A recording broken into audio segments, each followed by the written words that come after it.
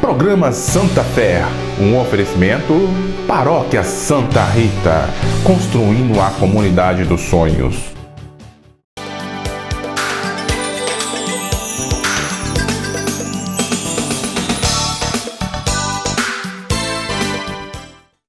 Olá, boa tarde, estamos começando mais um programa e agora preparando para o Incendeia JF, que começará no dia 4, final de semana, ou melhor, dia 3, 4 e 5 de agosto. Boa tarde, Jesus. Boa tarde, Padre Camilo. Boa tarde a você que nos recebe mais uma vez na sua casa.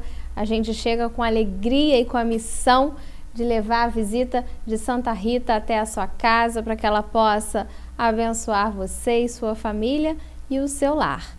Agora é muito interessante, veja bem, sobre essas perguntas que os seus meninos lá do Santa Catarina inventaram de fazer para mim sobre o purgatório, eu achei fantástico, porque às vezes a pergunta que você tem em casa, nós ensinamos aqui, não é para você debater a fé não, viu? Também, você dá as razões, não é debater, porque nós não precisamos debater fé, mas para você dar razão da sua fé e viver espiritualmente mais tranquilo, ter respostas. Então, essa pergunta, a palavra purgatório está na Bíblia? Não, não está na Bíblia purgatório. A Bíblia fala de um estado intermédio. Vou voltar nesse tema, porque as pessoas, Gesane, precisam entender. No momento em que eu saio desse mundo para o outro mundo, eu tenho que estar puríssimo. Ninguém, porque a luz de Deus é muito forte. Eu até quero dizer para você o seguinte, se você lava um carro, o Edinho que é especializado em lavar carro, se você lava um carro e deixa o detergente em cima de um carro preto, de um carro vermelho, ao sol, o que que dá? Mancha. Se você tiver uma mancha, um sabão que não foi bem lavado, que é o pecado, você olhar para Deus queima, porque Deus é uma luz forte, não é? Bonita então, analogia que você gostou, fez, né? Então, isso é importante. O purgatório é esse momento para a pessoa se limpar, purificar. Maravilha. Então, a gente começou a fazer algumas perguntas, né? Eu fui até a catequese, preparação para a primeira Eucaristia lá do Colégio Santa Catarina, onde eu trabalho também. Fiz algumas perguntas. Então, semana passada a gente começou com isso. Respondi uma Primeira parte. Pergunta foi, o que seria o purgatório? O Padre Camilo, em síntese, repetiu aqui. E depois, um outro garoto perguntou em quais passagens da Bíblia se falava de purgatório. Padre Então, Camilo reforçando, né? Não existe essa palavra purgatório na Bíblia, mas por isso que é preciso, a gente sempre fala, o Padre Camilo várias vezes dá cursos de estudo bíblico aqui, justamente para que a gente possa saber contextualizar, saber interpretar a Bíblia para a gente ver. Então eu vou dar um texto para mostrar, né, o purgatório concretamente para você, ainda que eu repita para ficar bem claro, porque se interessa aos adultos. Essa é uma pergunta muito bonita. Para você ver o que é o purgatório. Leia para mim, você pode pôr aí, capítulo 5 de São Mateus, versículos de 22 a 26. Capítulo 5 de São Mateus, versículos de 22 a 26. Vou pedir ao editor que coloque na tela o número, tá? Para você também guardar em casa e escrever. E a Gesane vai ler para nós, Evangelho de São Mateus, capítulo 5, versículos de 22 a 26. Leia calmamente que eu vou parar você, Gesane. Mas eu vos digo, todo aquele que se irar contra seu irmão será castigado pelos juízes. Que juiz é esse? É um juiz que vai estar no tribunal pós-morte. É um juiz. Os juízes, pode ser os anjos. Em alguns lugares eles falam que os anjos são os ceifadores. Quem são esses juízes? Existe um lugar, não é o juiz desse mundo. Continua. Todo aquele que se irar perdão, estou repetindo. Aquele que disser a seu irmão, tolo, será castigado pelo grande conselho. Que conselho? Não é conselho desse mundo. Concorda? Aquele que lhe disser, louco, será condenado ao fogo da Geena. Da Geena, fogo. Então, aí que vem a ideia de que o purgatório tem fogo. Lembra que eu falei do livro da sabedoria? Purificar como ouro no fogo? Tá aí. Que é onde se prova realmente, né? Onde separa o que é bom do que é mal. Por isso a ideia de fogo. Talvez não um fogo como fogo, mas o modo que Jesus achou para fazer as pessoas entender. Fogo da geena, da fornalha, né? Se estás, portanto, para fazer a tua oferta diante do altar e te lembrares de que teu irmão tem alguma coisa contra ti, deixa lá a tua oferta diante do altar e vai primeiro reconciliar-te com teu irmão. Só então vem fazer a tua oferta. A vida é a maior oferta que você faz a Deus. Então, por exemplo, vou pegar no pé da Gesane e do Steve. Eles vão se casar. Aliás, Steve, eu quero te homenagear, já que você vai casar no dia 28, com esse caderno do Flamengo, porque você sendo botafoguense, vascaíno, você vai casar no dia do santo padroeiro do Flamengo. Que amor, né? Aí homenagem a você aqui, viu?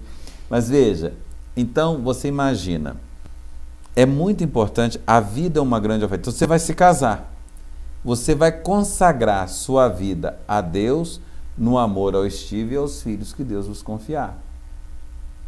Então, o dia que você morrer, o dia que for o dia da sua morte, você vai colocar no grande altar de Deus a sua vida. Mas se você tiver débito, e às vezes a pessoa morre ainda de mal com alguém, com raiva de alguém, ele está dizendo, para que a sua oferta seja agradável, reconcilie com Deus.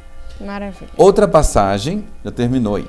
Outra passagem que vai, então esse lugar onde esses juízes apresentam, a igreja chama de purgatório. Esse fogo que purga. Veja, você tem uma outra comparação bonita. São várias. Você vai fazer um doce de leite. Você deixa o leite cozinhando. Ele está purgando. Até que ele fique grosso e vire doce. Vira aquela pasta. Em alguns casos fica até duro. A minha tia fazia aquele doce de tabuleiro. A garapa. Enchia a boca d'água. A garapa, ela vai fervendo, vai purgando, vai engrossando e vira melado. O melado, mais grosso, vira rapadura. Isso é purgar. Se você pensar lá na fazenda, né? A gente fazia diquada. Diquada era uma água filtrada na cinza que você juntava com as entranhas do boi e do porco e fazia o sabão. A gente falava sabão preto. Ele purga até dar o ponto para virar sabão. Nós estamos usando óleo de cozinha para fazer detergente. Tem que ir no fogo purgar. Aí fica a substância pura, melhor, o ponto mesmo. Tudo na vida precisa disso. Carne na panela. Você pode pensar, quando a gente tem... O que é uma madeira tratada? Purgada. Quer dizer, fica o que realmente vale. Mata todos os cupins. Esse chama purgatório. Esse lugar onde a pessoa prepara pós-mortes para poder encontrar-se com Deus. Maravilha. A outra passagem é São Lucas, capítulo 12, versículos de 58 a 59. Vamos lá. Ora, quando fores com teu adversário ao magistrado, faze o possível para entrar em acordo com ele pelo caminho, a fim de que ele não te arraste ao juiz, e o juiz te entregue ao executor, e o executor te ponha na prisão. Digo-te, não sairás dali até pagares o último centavo. Agora preste, arraste. Tem gente que arrasta inimizade até a morte. Arrasta mágoa, arrasta ressentimento. O executor. Quem que executa? Pensa, quando fala-se de pena de morte, o executor. Quando alguém mata, fulano foi executado. Então, o executor é aquele que vai nos ceifar a vida. Ele existe. Que pode ser o anjo, Jesus em outras passagens. Tá. O executor, o quê? Lê a última parte aí do executor. Até que te leva o executor. E o executor te ponha na prisão. Põe na prisão. Então, na hora da morte, se você vê arrastando alguma dívida, dívida moral, espiritual, né? Esse executor, no dia da sua morte, todos vamos passar por ele, ele vai nos executar, vai nos matar, porque faz parte, isso é natural, isso é bom. Ele vai nos levar à prisão. Essa prisão é o purgatório, porque vamos imaginar, a alma Quando você morre, a alma e o corpo se espiritualiza e a gente acredita que os anjos vêm a pegar-nos. Aí eu saio e vou subir. No meio do caminho tem o purgatório. Se eu tiver pecado, eu vou ter que ficar aqui. Até purificar. Até purificar. Como é a última frase aí, por favor? Não sairás dali até pagares o Você último vai ficar ali. centavo. Você não consegue chegar ao céu, velho. Olha, você vai ficar ali. Deu para entender? Pois bem, a outra pergunta. Então agora é a última pergunta que eu tinha gravado. Vamos assistir. Gabriela, eu queria saber como que eu faço para sentir a presença de Deus na Eucaristia. Olha só, essa pergunta. Como que eu sei que Jesus está realmente na hóstia consagrada? Em todas as passagens que mostram a instituição da Eucaristia, Jesus diz assim: tomai e comei, isto é o meu corpo. Tomai e bebei, isto é o meu sangue. Ele não fala faz de conta. Os protestantes dizem que é um faz de conta, né? Mas Jesus não. Jesus vai dizer o seguinte: quem come a minha carne e bebe o meu sangue, permanece em mim e eu nele. Então você vai sentir. Quando você comungar, você vai sentir a força de Deus em você, o poder de Deus em você. Certo? Eu achei muito interessante essa pergunta vir de uma menina, né? Uma adolescente que está se preparando para receber a primeira Eucaristia. A preocupação dela, né? Achei interessante isso. Só que você tem que entender o seguinte, aí entra o gancho que você está falando. Por isso que é importante os pais prepararem os filhos prepararem os pais. E vice-versa, para o momento. Porque só vai saber o que é uma banheira quem entender da regra do futebol. Quando vai saber quando é pênalti e quando é falta, quem entender da regra do futebol. Só vai realmente sentir Cristo na hóstia quem souber o que Cristo falou. Aí entra o que eu te disse. Se você pegar as passagens sobre a Eucaristia, 1 Coríntios 11 e os outros evangelhos, eles vão dizer exatamente o seguinte. Jesus diz assim: isto é o meu corpo, isto é o meu sangue. Os protestantes falam que é simbólico. Isso representa. Jesus diz, não representa, é o meu corpo, é o meu sangue. De fato. Quando você entende isso, aí você vai no capítulo 6 De? São João. Jesus fala, quem come a minha carne e bebe o meu sangue, ainda que esteja morto, viverá. Nós estamos falando de eternidade, de imortalidade. Quem come a minha carne permanece em mim e eu nele. E você começa a pensar assim, nossa, como que eu consegui fazer um bem a uma pessoa? Por exemplo, eu que sou padre, quando eu dou a unção no enfermo e eu curo o enfermo pela unção, eu digo assim, meu Deus, quem que fez isso? Não foi o padre Camilo, mas foi Deus que fez isso em mim. Quando você lá no seu trabalho, você faz um trabalho jornalístico e você tem aquela tirada e alguém fala assim, nossa, Gesane, esse pôster que você colocou no Facebook do colégio, como me ajudou?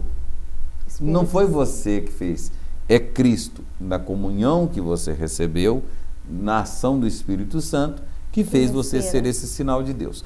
Então, quando a gente para, porque nós temos muitas distrações, poucas pessoas meditam, poucas pessoas vão à missa para rezar, as pessoas vão muito para pedir. Você já parou para pensar? Isso é um problema. As pessoas vão ali para pedir a Deus, mas para rezar, poucos vão. Mas quando você vai para rezar, você vive uma ascese. Basta você sempre pensar... Agora me veio uma dúvida. Quem está em casa pode estar pensando assim, mas se eu vou pedir alguma coisa, eu não estou rezando também? Não é uma forma? Mas o seu foco é o pedido. Rezar é viver da Seria um louvor pura ou não? Contemplação, mais do que louvor. Contemplação. Você diz assim, Deus, o Senhor existe e está em mim. Eu não tenho que te pedir nada hoje, também não tenho nada para te agradecer, mas basta a tua existência. E você sabe assim, quando eu falo assim, Gesane, vamos almoçar hoje? Aí você fala assim, vamos. O que o senhor quer? Nada, eu queria só te ver.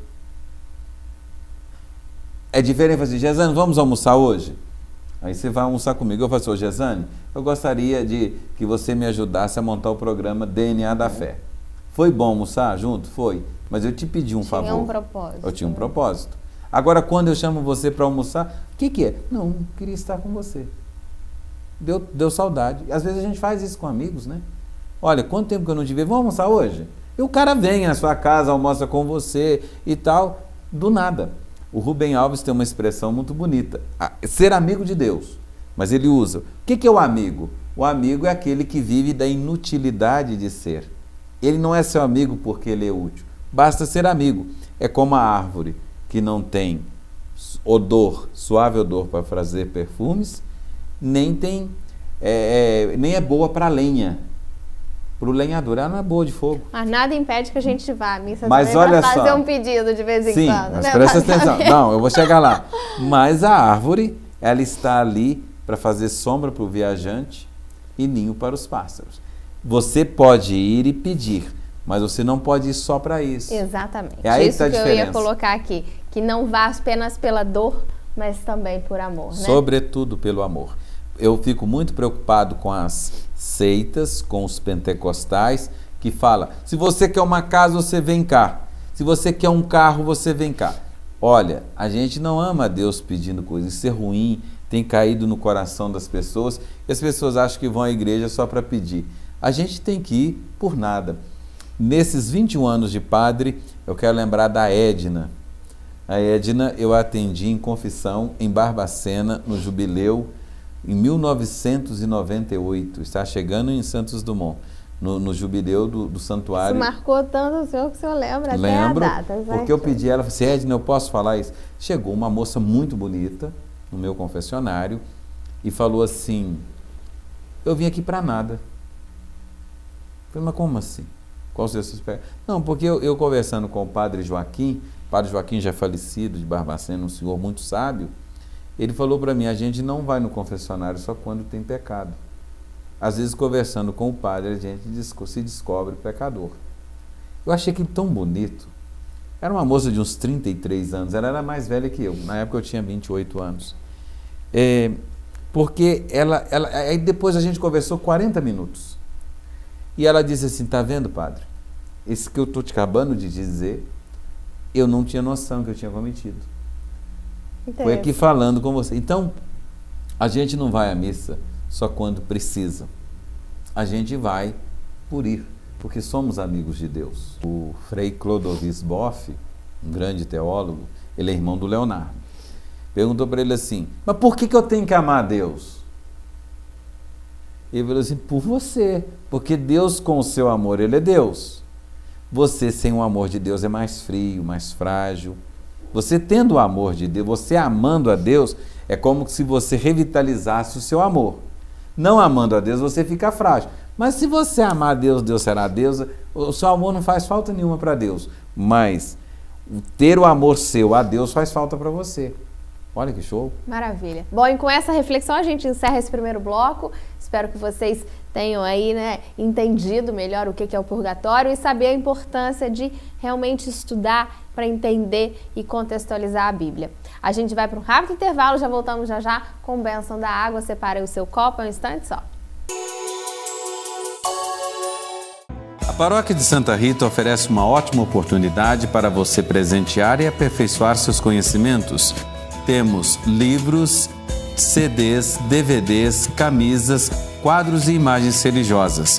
Outras informações, telefone 3226-1368 ou venha nos visitar na Rua Barão do Retiro, 388, bairro Bonfim, Juiz de Fora.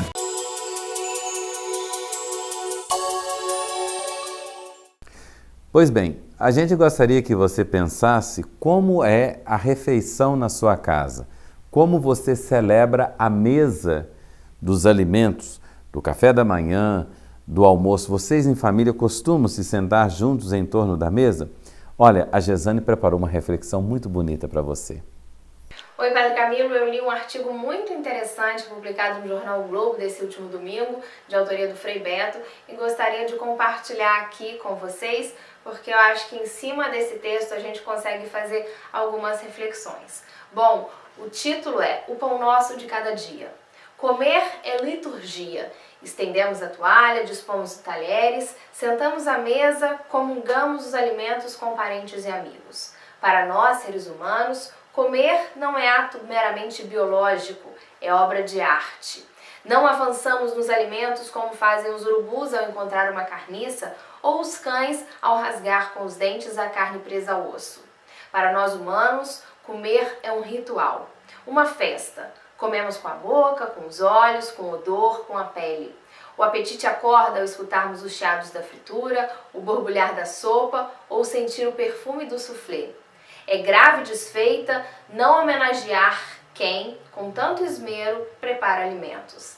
É blasfêmia comer sozinho, de olho na TV ou na internet, sem sequer desfrutar o sabor de cada bocado ingerido. É pecado suscitar à mesa emoções negativas. É empobrecer a nossa humanidade, aplacar a fome com um alimento indefinível, cujos ingredientes são de procedência duvidosa. Culinária é arte milenar e nos identifica enquanto seres humanos. Os demais animais a ignoram. A condição humana irrompeu no dia em que do cru obtivemos o cozido. Comer é um ato holístico, é a natureza que nos entra pela boca com toda a sua rica e múltipla capacidade de nos nutrir a existência. É em nós que, de modo exemplar, a natureza se recicla. Somos a sua usina de reciclagem. Ela nos oferece, através de verduras, legumes, cereais, carnes e frutas, os nutrientes essenciais para que a nossa vida se mantenha. Cada célula, cada molécula do nosso ser se alimenta do que ingerimos. Toda a nossa constituição biológica, incluído o cérebro, é complexo e harmonioso sistema digestivo. Verduras, frutas, cereais, carnes, tudo nos é ofertado pela natureza. Comer é se relacionar com a fauna, a flora, a atmosfera, a água. Comer é ato cultural que nos exige memória, raciocínio e inteligência. Conhecimento do que nos é oferecido no cardápio ou no prato. Todo cardápio tem identidade. Mineiro, baiano, gaúcho, paraense, italiano, francês, chinês ou japonês. Cada ingrediente tem a sua história. Alguns são mais próximos de nós, latino-americanos. Tiveram origem em nosso continente, como o milho, a batata, a mandioca ou o tomate. Outros vieram do Oriente, como o azeite, o café e a canela.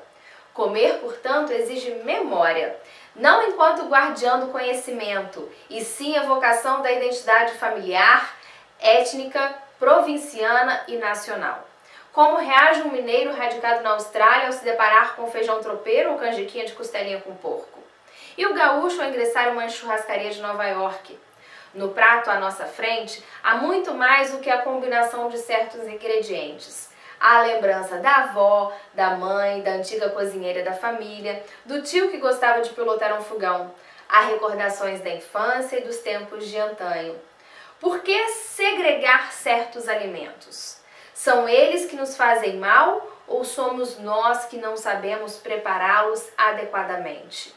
Que culpa tem o feijão se quebramos os dentes ao insistir em comê-lo cru? Há que respeitar a consistência de cada alimento, sua textura, seu ponto de maturação, seu potencial em multiplicar-se em inúmeras iguarias, como a uva que nos dá a fruta, o suco, a passa e o vinho. Opa, peraí, um acidente de percurso? Não basta saber apenas o que convém comer. Para a boa saúde do corpo e da alma, urge também saber onde, como e com quem. Nada pior do que comer na bancada de um bar com o rosto de frente para a parede ou ao lado de um depósito de lixo. Dá engulho dividir a mesa com quem exala pessimismo ou suscita discussões ofensivas. E compromete a boa saúde mastigar demasiadamente rápido, sem utilizar os dentes para triturar os alimentos, sentir-lhes o sabor e saciar o potencial das papilas degustativas. O pão simboliza todos os alimentos. E Jesus, ao proclamar "Eu sou o pão da vida", nos fez entender que todo alimento é hóstia consagrada, da qual nos é assegurado o dom maior de Deus, a vida.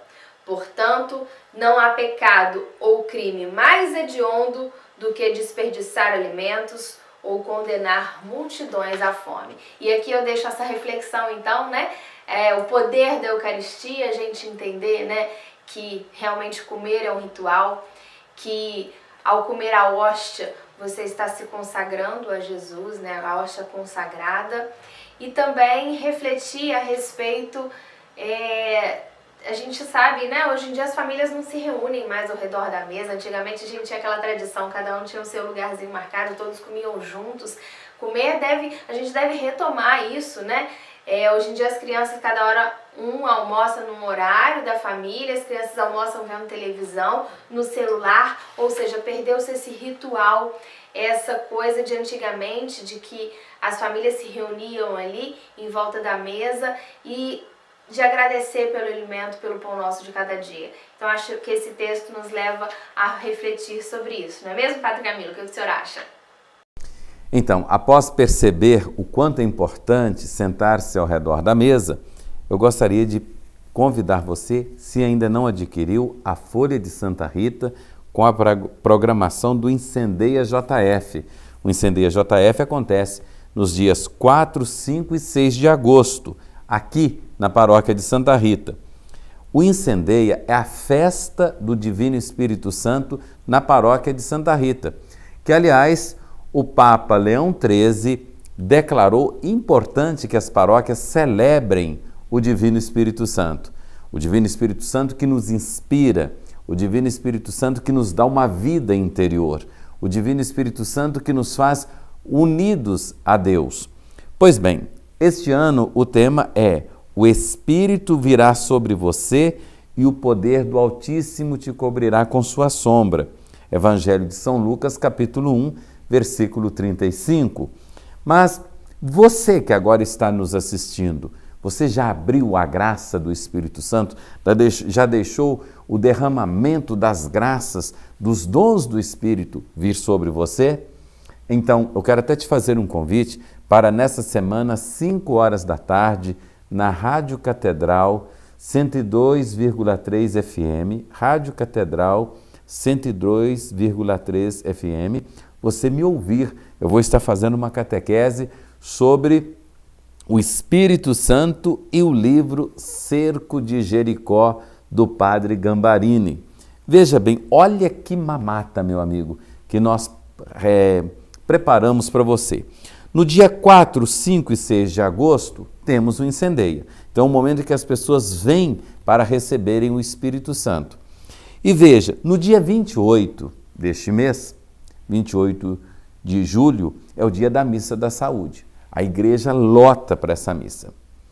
E nós vamos iniciar, então, o Cerco de Jericó, com o livro do Padre Alberto Gambarini. O Padre Alberto Gambarini foi protestante e hoje é católico. Hoje não, há muito tempo. E ele escreveu um livro, Cerco de Jericó, Caminho da Vitória. Às vezes você não sabe que a vitória está nas suas mãos. A gente coloca a vitória nas mãos de outra pessoa. Às vezes você começa também a adiar a sua vitória, a tomar uma decisão. Você demora a tomar uma decisão na sua vida. E veja, um dos grandes problemas que o Padre Gambarini coloca aqui é o seguinte, é que na maioria das vezes nós desvalorizamos coisas que são realmente duras, que são as muralhas que temos na vida. Quais são as muralhas? Dos ciúmes, da inveja, do complexo de inferioridade, de sermos vitimistas. A gente começa a achar que a nossa vida não dá certo porque alguém nos prejudicou, porque alguém não gosta de nós. Quando, na verdade, existem as forças do mal. O capítulo 6, versículo 10 seguintes da carta de São Paulo aos Efésios fala disso. Existem muralhas do mal que tentam nos inibir e a gente não consegue vencer essas muralhas. E aí começamos a falar mal dos outros, a achar que os outros e a acreditar que os outros é que estão nos atrapalhando. Então, no dia 28 começa o Cerco de Jericó. Durante 6 dias vamos dar uma volta em torno da igreja. No 7º dia, que é na quinta-feira, no dia de Santa Rita, que a gente sempre celebra Santa Rita, vamos dar as 7 voltas em torno da igreja. Adquira esse livro na secretaria da paróquia e venha rezar conosco. Pega o copo com água. Senhor, nós pedimos a tua bênção sobre esse copo com água, para que digne abençoar o nosso irmão. A água que é o símbolo do Espírito, transforme o coração desse amado e dessa amada, em nome do Pai, do Filho e do Espírito Santo. Tome a água. Maravilha! Se você não tem a folha de Santa Rita, adquira. Olha quem que nós vamos ter aqui, a Juliana de Paula, da Canção Nova, pregando este ano no Incendeia JF. É para sacudir Juiz de Fora e o seu coração, preparado pelo cerco de Jericó, que começa no dia 28 às 19 horas. Até lá!